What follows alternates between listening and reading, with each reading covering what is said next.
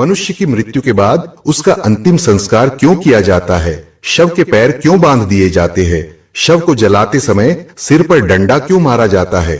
शव को नए कपड़े क्यों पहनाए जाते हैं? शव यात्रा में कौन सा मंत्र बोला जाता है? इन सभी प्रश्नों का उत्तर आज के इस वीडियो में हम आपको देने वाले हैं। दोस्तों, भगवान श्री कृष्ण कहते हैं, इस संसार में जन्म लेने वाले प्रत्येक जीव की मृत्यु निश्चित है। मृत्यु एक ऐसा सत्य है जिसका सामना सभी को करना पड़ता है। कोई मृत्यु पर विजय प्राप्त नहीं कर सकता, किंतु यदि कोई मनुष्य जीवन प्राप्त करके अच्छे कर्म करता है तो निश्चित ही उसकी मुक्ति हो जाती है। उसे फिर से इस मृत्यु लोक पर जन्म लेना नहीं पड़ता है। जो मनुष्य इस नश्वर संसार के मोह में पड़ जाता है वह बार बार मृत्यु लोक पर जन्म लेता रहता है। जो भी जीवात्मा मनुष्य रूप में जन्म लेती है उसके ऊपर 16 संस्कार किए जाते हैं और उसका अंतिम संस्कार मृत्यु के बाद किया जाता है, जिसका महत्व सबसे बड़ा है। मनुष्य की मृत्यु के बाद उसके परिजन उसका अंतिम संस्कार करते हैं। जिस व्यक्ति का अंतिम संस्कार शास्त्रों में बताई गई विधि से नहीं किया जाता है उसे कभी मुक्ति नहीं मिलती है। वह प्रेतात्मा बनकर मृत्यु लोक पर भटकता रहता है। गरुड़ पुराण में मनुष्य की मृत्यु के बाद किए जाने वाले सभी कर्म कांडों के बारे में बताया गया है। यह ज्ञान अत्यंत रहस्यमयी और महत्वपूर्ण है और इसे हर मनुष्य को अवश्य जानना चाहिए, क्योंकि यह न केवल आत्मा की मुक्ति का मार्ग प्रशस्त करता है बल्कि हमें यह भी सिखाता है कि अपने जीवन में क्या सही है और क्या गलत। यदि आप भी इस गूढ़ ज्ञान को समझना चाहते हैं तो इसे ध्यान पूर्वक सुने और इसे दूसरों तक पहुंचाएं। इस ज्ञान को अपनाकर न केवल हम अपने जीवन को सही दिशा में ले जा सकते हैं बल्कि अपनी आत्मा की शांति और मुक्ति के मार्ग को भी सुनिश्चित कर सकते हैं। वीडियो को अंत तक देखें और इस ज्ञान को अपने जीवन में धारण करें। एक समय गरुड़ जी ने भगवान श्री कृष्ण से पूछा, हे उपेंद्र, कृपया यह बताइए कि जब मनुष्य की मृत्यु होती है तब उसके कल्याण के लिए क्या करना चाहिए? कौन सा दान सबसे उचित होता है? मृत्यु से लेकर श्मशान तक पहुंचने के बीच में कौन कौन सी विधियां करनी चाहिए? जब शरीर को चिता पर जलाया जाता है तो उसकी क्या विधि होती है? मृत्यु के बाद उस आत्मा को तुरंत दूसरी देह मिलती है या कुछ समय लगता है? यमलोक या संयमनी नगरी तक पहुंचने वाले के लिए साल भर कौन कौन सी क्रियाएं करनी चाहिए? अगर कोई व्यक्ति दुराचारी या पापी हो तो उसकी मृत्यु के बाद उसका प्रायश्चित्त कैसे किया जा सकता है? और यदि मृत्यु पंचक के समय हो जाए तो पंचक शांति के लिए क्या उपाय करना चाहिए? हे देव, कृपया मुझ पर कृपा करें और मेरे इन सभी प्रश्नों का उत्तर दें ताकि मेरा भ्रम दूर हो सके। मैंने यह सब लोक कल्याण की कामना से पूछा है। भगवान श्री कृष्ण ने कहा, हे गरुड़, आपने जो प्रश्न किया है वह मनुष्यों के हित में अत्यंत महत्वपूर्ण है। अब आप ध्यानपूर्वक सुनिए। मैं आपको यह और्ध्वदैहिक विधि विस्तार से समझाता हूं। यह विषय बहुत गूढ़ है जिसे श्रुतियों और स्मृतियों में वर्णित किया गया है और जिसे इंद्रादि देवता, योगी जन तथा गहरे चिंतन में डूबे विद्वान भी पूर्ण रूप से नहीं समझ सके हैं। यह अत्यंत रहस्यमय है और मैंने इसे आज तक किसी और से साझा नहीं किया है, परंतु आप मेरे प्रिय भक्त हैं, इसलिए मैं इसे आपको बता रहा हूं। हे वैनतेय, इस संसार में पुत्र के बिना मनुष्य की गति नहीं होती। ऐसा व्यक्ति स्वर्ग का सुख भी प्राप्त नहीं कर सकता। इसीलिए हर व्यक्ति को शास्त्रानुसार यथायोग्य उपायों से संतान प्राप्त करने का प्रयास करना चाहिए। यदि मनुष्य मोक्ष प्राप्त करने में असमर्थ हो तो उसका पुत्र उसे नरक से मुक्त करता है। यही कारण है कि पुत्र और पौत्र का कर्तव्य है कि वे मृतक को कंधा दें और उसका यथाविधान अग्निदाह करें। हे गरुड़, शव के नीचे पृथ्वी पर तिल और कुश बिछाने से वह स्थान उस पवित्र नारी के समान बन जाता है जो संतान उत्पन्न करने की क्षमता रखती है। मृतक के मुख में पंचरत्न अर्थात सुवर्ण, रजत, मोती, प्रवाल और वज्र डालना ऐसा है जैसे बीज बोने की प्रक्रिया, जिससे जीव को शुभ गति प्राप्त होने का आधार बनता है। जैसे ऋतुकाल में पुष्प न होने पर गर्भधारण संभव नहीं होता, वैसे ही बिना तिल और कुश के शवभूमि जीव की शुभ योनियों में पुनर्जन्म का माध्यम नहीं बन पाती। इसलिए श्रद्धा और नियम पूर्वक तिल, कुश और पंचरत्न का उपयोग करना अनिवार्य है। यह क्रिया मृतक के शुभ कर्मों और यथायोग्य गति सुनिश्चित करने में सहायक होती है। भगवान श्री कृष्ण ने गरुड़ से कहा, हे तार्क्ष्य, जब किसी व्यक्ति के जीवन का अंतिम समय निकट हो तो उसकी मुक्ति के लिए आवश्यक विधियां पूर्ण श्रद्धा और विधि विधान से करनी चाहिए। सबसे पहले जिस भूमि पर मरणासन्न व्यक्ति को रखा जाएगा उसे गोबर से अच्छी तरह लीपना चाहिए। यह भूमि शुद्ध और पवित्र होनी चाहिए, क्योंकि बिना गोबर से शुद्ध की गई भूमि पर यदि किसी को लिटाया जाता है तो उस व्यक्ति के शरीर में यक्ष, पिशाच और राक्षस जैसे दुष्ट प्राणी प्रवेश कर सकते हैं। ऐसे में वह प्राणी अनंत कष्टों का सामना करता है। इसके बाद उस पवित्र भूमि पर तिल और कुश बिछाने चाहिए। ये तिल और कुश मृत व्यक्ति के लिए मार्गदर्शक की तरह काम करते हैं और उसे स्वर्ग की ओर ले जाते हैं। इस विधि से मृतक के समस्त पाप नष्ट हो जाते हैं और उसे पवित्र गति प्राप्त होती है। हे गरुड़, यदि किसी व्यक्ति को मरणासन्न अवस्था में बिना लीपी पुत्ती भूमि पर लिटा दिया जाए तो उसकी आत्मा को शांति नहीं मिलती। वह वायु के साथ भटकती रहती है और ऐसी आत्मा के लिए श्राद्ध या जल तर्पण का कोई विधान नहीं है। इसीलिए मरणासन्न व्यक्ति को उस भूमि पर ही रखना चाहिए जहां मंडल बनाकर जल से पवित्रीकरण किया गया हो। इस मंडल में ब्रह्मा, विष्णु, रुद्र, लक्ष्मी और अग्नि जैसे देवता विराजमान होते हैं और उस स्थान को पवित्र बना देते हैं। हे भद्र, यदि मंडल विहीन और अपवित्र भूमि पर कोई व्यक्ति प्राण त्याग करता है, चाहे वह बालक हो, युवा हो या वृद्ध हो, उसकी आत्मा अन्य योनि प्राप्त नहीं करती। वह आत्मा किसी भी लोक में स्थिर नहीं हो पाती और अनंत काल तक भटकती रहती है। इसलिए मरणासन्न व्यक्ति की मुक्ति के लिए उचित विधि से मंडल का निर्माण करना आवश्यक है। यही शास्त्रों द्वारा निर्धारित मार्ग है और इस मार्ग का पालन करने से मृतक को मोक्ष की प्राप्ति होती है। भगवान श्री कृष्ण ने गरुड़ से कहा, हे गरुड़, तिल मेरे पसीने से उत्पन्न हुए हैं और इसलिए वे अत्यंत पवित्र हैं। तिल का प्रयोग करने से असुर, दानव और दैत्य तुरंत भाग जाते हैं। तिल 3 प्रकार के होते हैं, श्वेत अर्थात सफेद, कृष्ण अर्थात काले और गोमूत्र के रंग के समान अर्थात हल्के भूरे। जब इनका उपयोग किया जाए तो मन में यह भावना करनी चाहिए कि ये तिल मेरे द्वारा किए गए सभी पापों को नष्ट करें। हे वैनतेय, तिल का दान अत्यंत पुण्यदायक है। मात्र एक तिल का दान स्वर्ण के 32 सेर तिल के दान के बराबर फल देता है। तर्पण, दान और होम में तिल का उपयोग अक्षय पुण्य प्रदान करता है। इसी तरह कुश मेरे शरीर के रोमों से उत्पन्न हुए हैं और तिल मेरे पसीने से। इसलिए देवताओं की तृप्ति के लिए कुश और पितरों की तृप्ति के लिए तिल का उपयोग किया जाता है। देवताओं और पितरों की तृप्ति समस्त संसार की रक्षा और सुख समृद्धि का आधार है। हे गरुड़, श्राद्ध आदि कर्मों में अपसव्य होकर कर्म करने से पितर संतुष्ट होते हैं। तिल और कुश का उपयोग सही विधि से करने पर ब्रह्मा, विष्णु और शिव देवता भी प्रसन्न होते हैं। कुश के मूल में ब्रह्मा, मध्य भाग में विष्णु और अग्र भाग में शिव विराजमान हैं। इस प्रकार कुश को देवताओं का प्रतीक मानकर उसका उपयोग किया जाता है। हे पक्षीराज, कुछ चीजें ऐसी हैं जो कभी बासी नहीं होती, जैसे ब्राह्मण, मंत्र, कुश, अग्नि और तुलसी। इनका बार बार उपयोग पूजा और अन्य पवित्र कर्मों में किया जा सकता है। तुलसी, ब्राह्मण, गौ, विष्णु और एकादशी व्रत, ये 5 साधन संसार सागर में डूबते हुए लोगों को पार करने वाली नौका के समान हैं। हे खगेंद्र, इस संसार में विष्णु, एकादशी व्रत, भगवद गीता, तुलसी, ब्राह्मण और गौ, ये 6 साधन मुक्ति प्रदान करने वाले हैं। इन्हें षटपदी कहा गया है। ये साधन जीवन को पवित्र और मोक्ष प्राप्ति के योग्य बनाते हैं।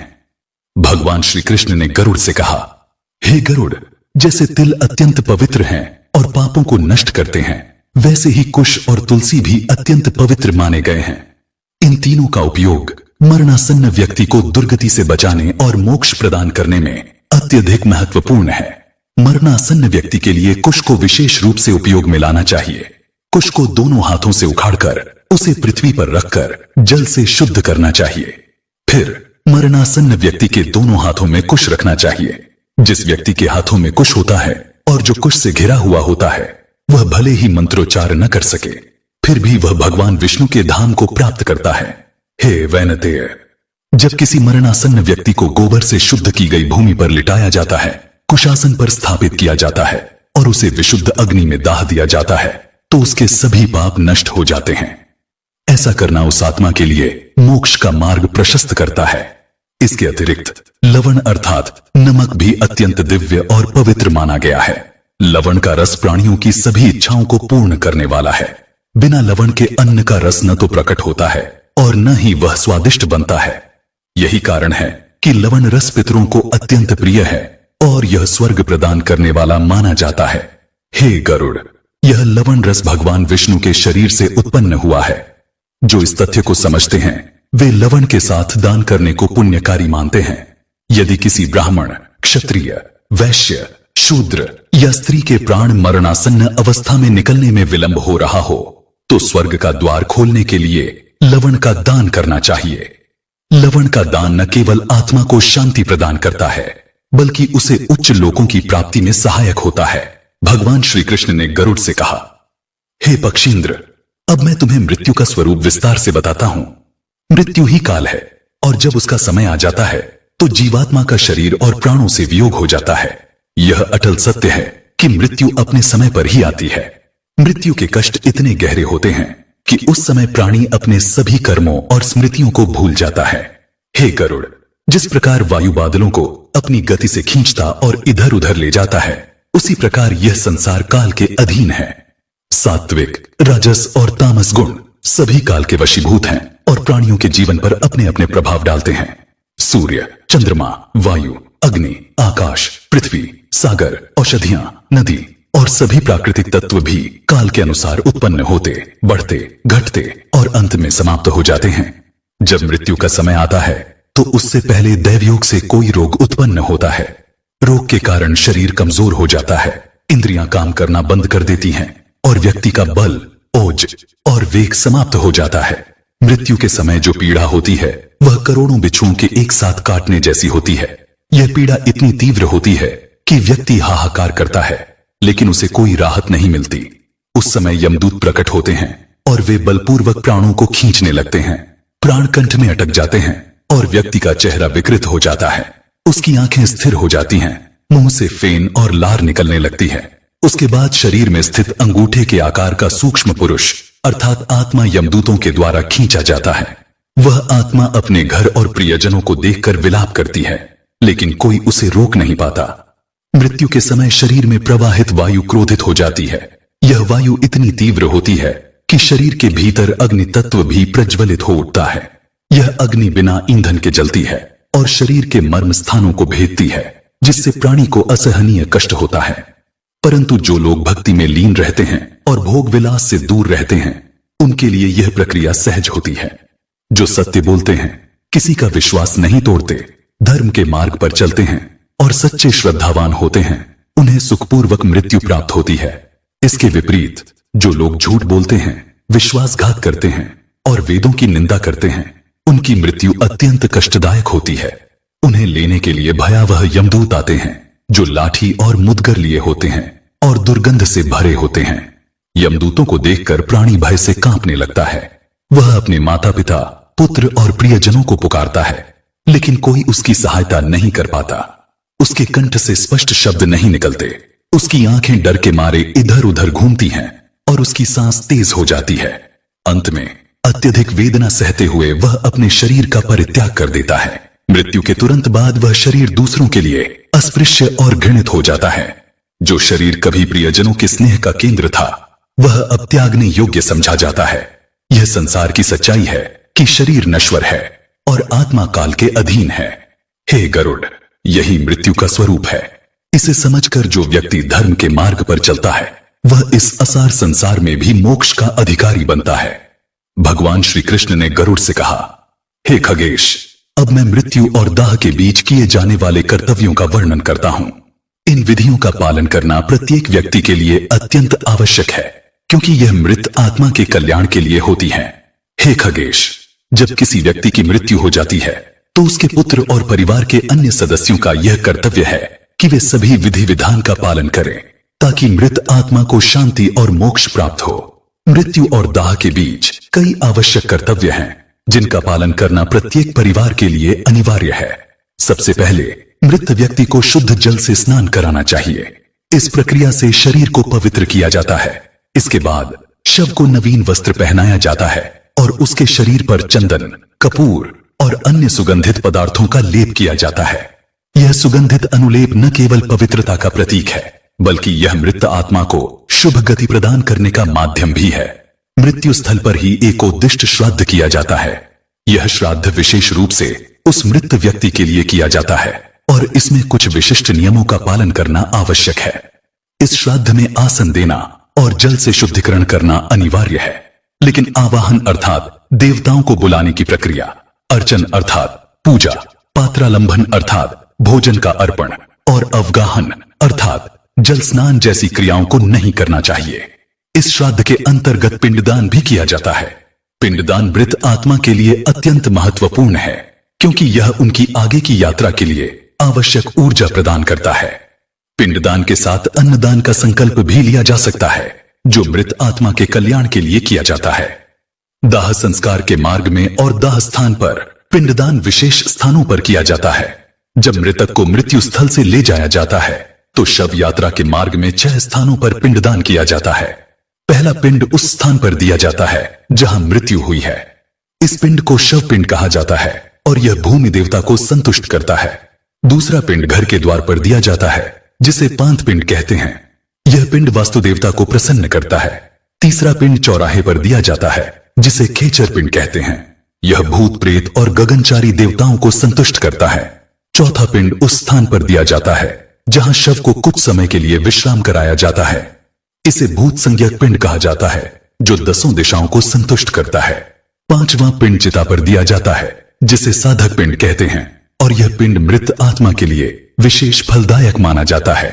छठा पिंड दाह संस्कार के बाद अस्थि संचयन के समय दिया जाता है, जिसे प्रेत संज्ञक पिंड कहा जाता है। भगवान श्री कृष्ण ने गरुड़ से कहा, हे गरुड़, मृत्यु के पश्चात शव के हाथ और पैर बांधने की प्रक्रिया का एक विशेष महत्व है। हे गरुड़, जब आत्मा शरीर से अलग होती है तो वह सूक्ष्म रूप में कुछ समय तक भौतिक शरीर के आसपास ही रहती है। इस दौरान यदि मृत शरीर के हाथ और पैर खुले छोड़ दिए जाएं, तो आत्मा के सूक्ष्म रूप में अशांति उत्पन्न हो सकती है। हाथ पैर बांधने से यह संकेत दिया जाता है कि अब शरीर पूरी तरह स्थिर हो चुका है और आत्मा को अपने अगले मार्ग पर जाना चाहिए। यह क्रिया आत्मा को यह भी स्मरण कराती है कि उसका संबंध अब इस शरीर से समाप्त हो गया है। यह स्थिरता आत्मा को कर्म बंधन से मुक्त करने में सहायक होती है और उसकी यात्रा को सरल बनाती है। हे पक्षराज, ये हाथ और पैर जीवन भर संसार में कर्म करते रहे, चाहे वह पुण्य हो या पाप।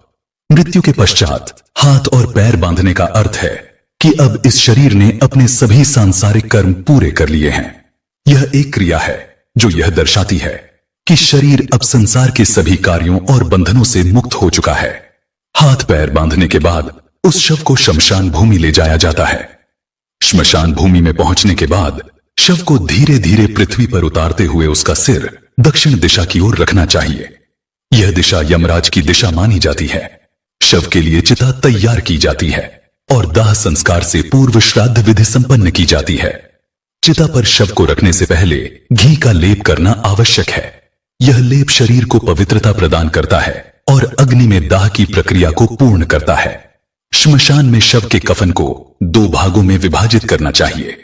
कफन का एक भाग शव को ढकने के लिए उपयोग किया जाता है, जबकि दूसरा भाग श्मशान के प्राणियों के लिए छोड़ दिया जाता है। यह विधि भी शास्त्रों में निर्दिष्ट है।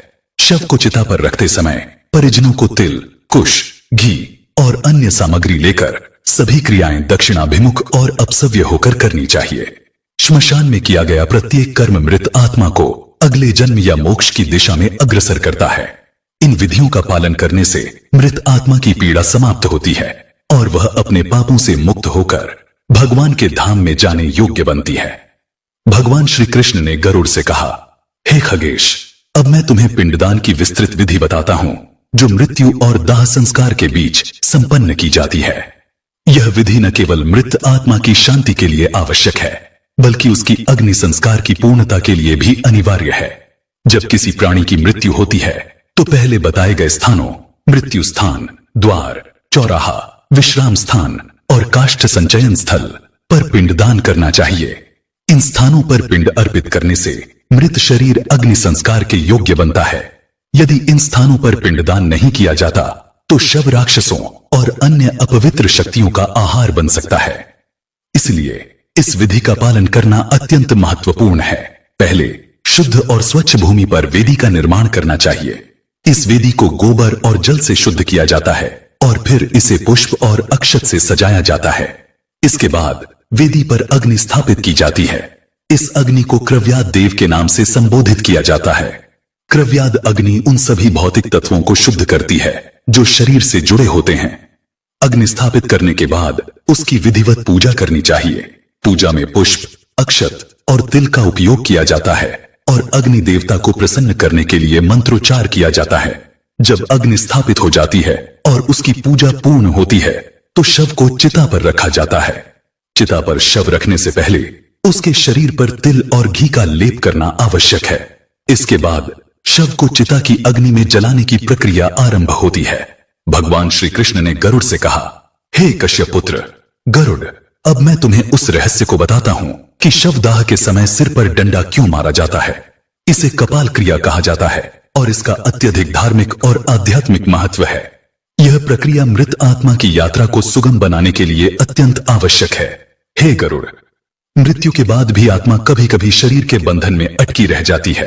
यह शरीर के मस्तिष्क यानी कपाल में केंद्रित होती है। जब चिता की अग्नि पूरे शरीर को जलाना आरंभ करती है तब भी आत्मा का मस्तिष्क से अलग होना कठिन हो सकता है। इसलिए सिर पर डंडा मारकर कपाल को भंग किया जाता है। यह क्रिया आत्मा को उसके भौतिक शरीर के बंधन से पूर्णतः मुक्त करती है और उसे अपने अगले मार्ग की ओर प्रस्थान करने में सहायता करती है। हे गरुड़, यह शरीर पृथ्वी, जल, अग्नि, वायु और आकाश इन पंचतत्वों से बना है।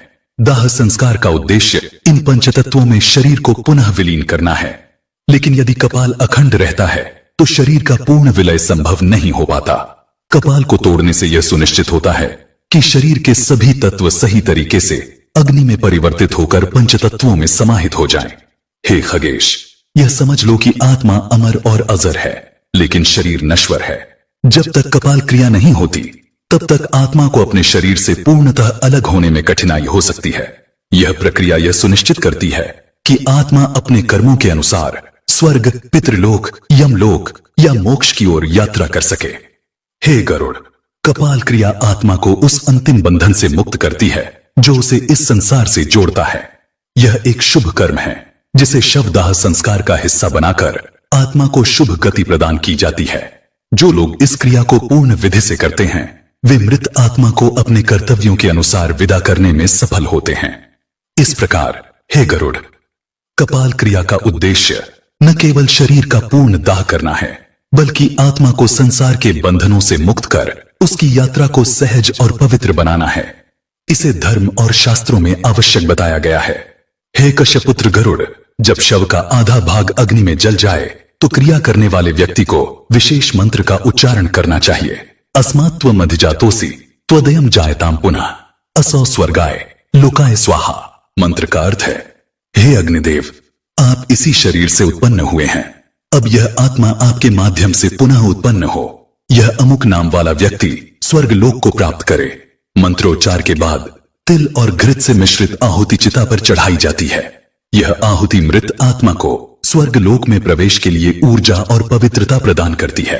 अग्नि संस्कार के दौरान परिजनों को मृतक के लिए शोक व्यक्त करना चाहिए। यह शोक भाव विह्वल होकर और मृतक के प्रति प्रेम और सम्मान व्यक्त करते हुए किया जाता है। इस शोक से मृत आत्मा को अत्यधिक सुख मिलता है क्योंकि उसे अपने प्रियजनों का स्नेह और सम्मान प्राप्त होता है। इस पूरी विधि का उद्देश्य मृत आत्मा को पवित्रता और शांति प्रदान करना है। यह सुनिश्चित करता है कि आत्मा सही दिशा में यात्रा करे और उसे अगले जीवन में शुभ गति प्राप्त हो। यह प्रक्रिया शास्त्रों में वर्णित है और मृत्यु के बाद आत्मा की मुक्ति के लिए आवश्यक मानी जाती है।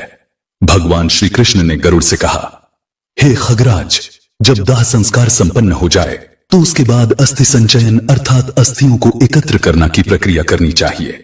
यह क्रिया मृत आत्मा को शांति प्रदान करने के लिए आवश्यक है।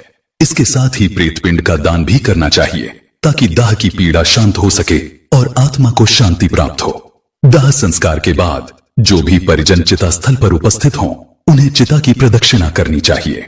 यह प्रदक्षिणा चिता के चारों ओर घड़ी की सुई की दिशा में घूमते हुए की जाती है।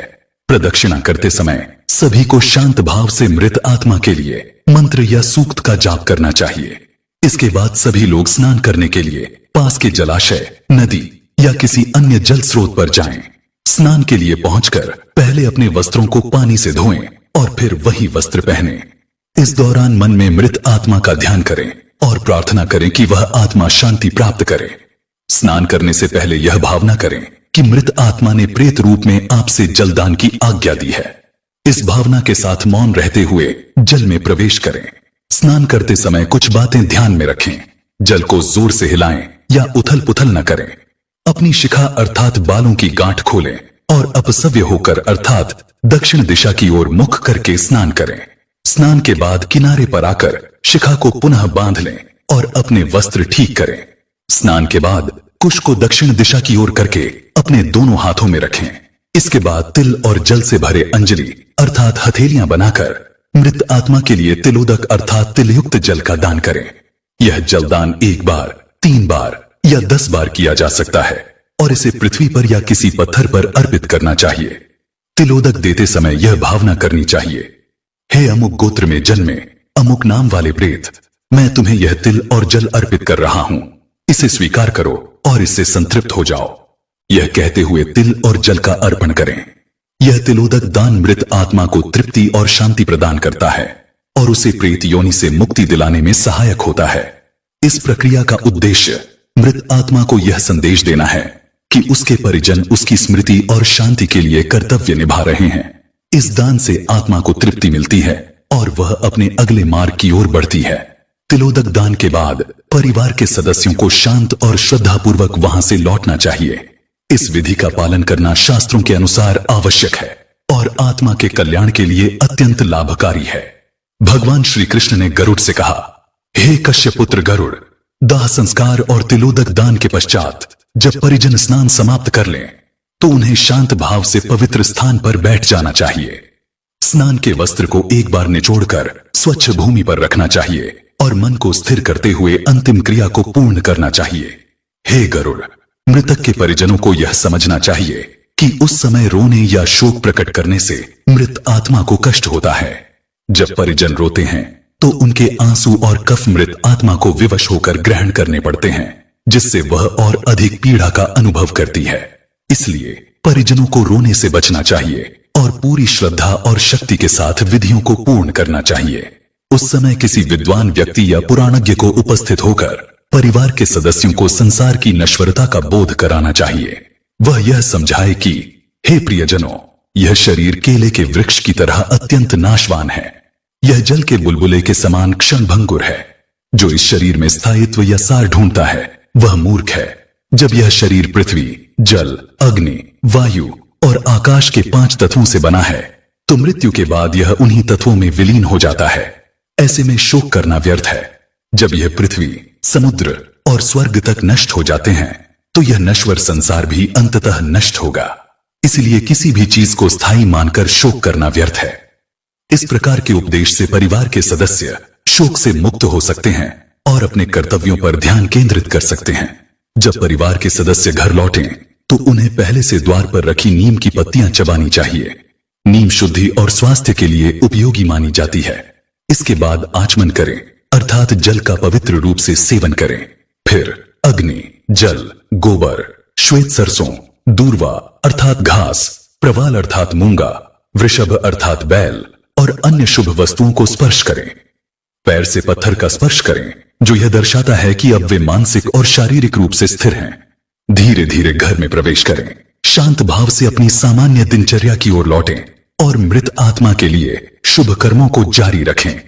हे गरुड़, यह विधि न केवल परिवार को मानसिक शांति प्रदान करती है बल्कि मृत आत्मा को भी सुख और संतोष की प्राप्ति होती है। इसीलिए इन क्रियाओं को श्रद्धा और नियम पूर्वक करना चाहिए। भगवान श्री कृष्ण ने गरुड़ से कहा, हे खगेश, अब मैं तुम्हें इस विषय पर विस्तार से बताता हूं। छोटे बालक की मृत्यु पर क्या विधियां अपनानी चाहिए। हे गरुड़, यदि मृत्यु 2 वर्ष से कम आयु के छोटे बालक की होती है तो उसके लिए दाह संस्कार का विधान नहीं है। इस अवस्था में बालक को श्मशान भूमि में एक गड्ढा खोदकर उसमें रख देना चाहिए और मिट्टी से ढक देना चाहिए। बालक के लिए यह विधि इसीलिए है क्योंकि वह अपने जीवन में किसी भी प्रकार के कर्म बंधन या पाप पुण्य के प्रभाव में नहीं आता। हे पक्षराज, छोटे बालक के लिए उदक क्रिया अर्थात जलदान का विधान नहीं है। इसका कारण यह है कि छोटे बालक ने कोई कर्म नहीं किया होता जिसके लिए प्रायश्चित या तर्पण की आवश्यकता हो। उसका शरीर और आत्मा दोनों ही शुद्ध माने जाते हैं। इसीलिए केवल शुद्ध और सरल विधि से उसे पृथ्वी के गोद में समर्पित कर देना चाहिए। हे गरुड़, ध्यान पूर्वक सुनो। पंचकाल को लेकर जो विधान है वह सभी को समझना आवश्यक है। पंचकाल मास की शुरुआत में धनिष्ठा नक्षत्र के आधे भाग से शुरू होकर रेवती नक्षत्र तक रहता है। इस समय को दोषपूर्ण और अशुभ माना गया है। यदि कोई व्यक्ति इस समय के दौरान मृत्यु को प्राप्त होता है तो उसे तुरंत दाह संस्कार नहीं करना चाहिए। इस समय मृतक का संस्कार करना परिवार और समाज में दुख व संकट का कारण बन सकता है। पंचकाल के दौरान मरे हुए व्यक्ति को जल भी नहीं देना चाहिए, क्योंकि इससे अशुभता और बढ़ती है। इसीलिए हे गरुड़, यह सलाह दी जाती है कि मृतक के सभी कर्म पंचकाल समाप्त होने के बाद ही करें। यदि ऐसा नहीं किया जाता तो मृतक के पुत्र और सगोत्रियों को कष्ट सहना पड़ सकता है। यदि अत्यधिक आवश्यकता हो और पंचकाल में ही दाह संस्कार करना पड़े तो कुछ विशेष उपाय करना चाहिए। दाह संस्कार के स्थान पर कुश से 4 पुतले बनाएं। इन पुतलों को नक्षत्र मंत्रों से अभिमंत्रित करें और उन्हें मृतक के साथ रखें। फिर विधि पूर्वक वैदिक मंत्रों के साथ संस्कार करें। यह उपाय करने से पंचकाल का दोष समाप्त हो जाता है और घर में किसी प्रकार की हानि नहीं होती। हे गरुड़, पंचक नक्षत्र में मृत्यु को प्राप्त हुए व्यक्ति की आत्मा को सद्गति नहीं मिलती। इसलिए मृतक के पुत्रों को उसका कल्याण सुनिश्चित करने के लिए विशेष दान करना चाहिए। तिल, गौ, घी और सोने का दान इस दोष का निवारण करता है। इसके साथ ही ब्राह्मणों को भोजन, पादुकाएं, छत्र, स्वर्ण मुद्रा और वस्त्र दान करना चाहिए। यह सभी दान मृतक के पापों का नाश करते हैं और उसकी आत्मा को शांति प्रदान करते हैं। अंत में हे गरुड़, जब पंचक काल समाप्त हो जाए और अशौच की अवधि पूरी हो जाए तो मृतक के पुत्रों को शांति और पौष्टिक कर्म करवाना चाहिए। यह क्रियाएं न केवल मृतक की आत्मा के लिए कल्याणकारी होती हैं, बल्कि परिवार को भी शांति और समृद्धि प्रदान करती हैं। इस प्रकार हे गरुड़, पंचक काल में मृत्यु के दोष से बचने के लिए इन विधियों का पालन करना अनिवार्य है। जो लोग यह नियम अपनाते हैं वे अपने परिवार और कुल के लिए सुख और शांति सुनिश्चित करते हैं। भगवान श्री कृष्ण ने गरुड़ से कहा, हे गरुड़, जब दाह संस्कार पूरा हो जाए तब सभी परिजनों को शुद्धिकरण की प्रक्रिया का पालन करना चाहिए। स्त्रियां आगे चलें और पुरुष उनके पीछे पीछे घर लौटें। घर पहुंचने पर वे द्वार पर मृत व्यक्ति का नाम लेकर शोक व्यक्त करते हुए नीम की पत्तियां चबाएं। नीम शुद्धि का प्रतीक है और आत्मा तथा घर को अशुद्धि से मुक्त करता है। इसके बाद सभी पत्थर पर खड़े होकर आचमन करें। पत्थर पर खड़ा होना उनकी मानसिक और शारीरिक स्थिरता का प्रतीक है और आचमन उनके भीतर की शुद्धि को दर्शाता है। हे गरुड़, जब वे घर के भीतर प्रवेश करें तो यह समझें कि अब 10 रात्रियों का अशौच काल आरंभ हो गया है। इस काल में पुत्र, पौत्र और सगोत्री परिजनों को कई नियमों का पालन करना आवश्यक है। इस अवधि में उन्हें बाहर से खरीदा हुआ भोजन ग्रहण करना चाहिए। भोजन में न तो नमक का उपयोग हो, न किसी प्रकार का क्षार। सभी को अत्यंत साधारण भोजन करना चाहिए। यदि संभव हो तो 1 या 3 दिन का उपवास करना चाहिए। हे खगेश, इस अशौच के समय सभी परिजनों को पृथ्वी पर ही सोना चाहिए। उन्हें बिछौने का उपयोग नहीं करना चाहिए और एक दूसरे के शरीर का स्पर्श करने से भी बचना चाहिए। यह अवधि आत्म संयम और शुद्धता के लिए है। हे गरुड़, इस दौरान ब्रह्मचर्य का पालन अनिवार्य है। शोक से व्यथित परिजनों को दान और अध्ययन जैसे कार्यों से भी दूर रहना चाहिए। वे न तो अंगमर्दन अर्थात मालिश करें और न ही अपने सिर को धोएं। उत्साहहीन और दुख में डूबे हुए उन्हें भोग विलास से भी दूर रहना चाहिए। इस अशौच के समय उनके मन और शरीर दोनों को शांति और साधना की ओर केंद्रित होना चाहिए। हे गरुड़, भोजन मिट्टी के बने पात्रों या पत्तलों में करना चाहिए, क्योंकि ये पवित्रता का प्रतीक है। इस अवधि में परिजन अपनी सामान्य आदतों और सुख सुविधाओं का त्याग करें, ताकि मृत आत्मा के प्रति उनका श्रद्धा भाव पूर्ण रूप से प्रकट हो सके। यह अशौच काल न केवल मृत आत्मा की गति के लिए महत्वपूर्ण है, बल्कि जीवित परिजनों के आत्मिक और शारीरिक शुद्धिकरण का माध्यम भी है। भगवान श्री कृष्ण ने गरुड़ से कहा, हे तार्क्ष्य, जब किसी प्राणी की मृत्यु होती है तो उसकी आत्मा, जो अभी भी अपने भौतिक शरीर से मोहग्रस्त रहती है, मृत्यु के बाद भी उस शरीर और घर से जुड़ी रहती है। आत्मा का यह मोह इतना प्रबल होता है कि वह बार बार अपने पुराने शरीर, घर और श्मशान का दर्शन करती है। यमदूत उसे अपने साथ लेकर जाते हैं, लेकिन आत्मा अपने पुराने शरीर को पुनः प्राप्त करने की इच्छा से उनके पीछे पीछे चलती है। हे गरुड़, इस भटकती हुई आत्मा को शांति और संतोष प्रदान करने के लिए दाह संस्कार के दिन से लेकर 3 दिनों तक सूर्यास्त के बाद घर के बाहर, चौराहे या किसी एकांत स्थान पर मिट्टी के पात्र में दूध और जल अर्पित करना चाहिए। यह अर्पण आत्मा को यह विश्वास दिलाता है कि उसके परिजन उसकी स्मृति को जीवित रखते हुए उसके कल्याण के लिए प्रयासरत हैं। यह भावना आत्मा को अपने भौतिक शरीर और इस संसार के बंधनों से धीरे धीरे मुक्त करने में सहायता करती है। तो दोस्तों, इस प्रकार से भगवान श्री कृष्ण ने गरुड़ जी को मनुष्य के मृत्यु के बाद की अंतिम यात्रा का रहस्य समझाया है। उम्मीद है आपको यह जानकारी अच्छी लगी होगी। वीडियो को लाइक जरूर करें और कमेंट में जय श्री कृष्ण अवश्य लिखें। साथ ही चैनल को सब्सक्राइब करें। आप सभी का धन्यवाद।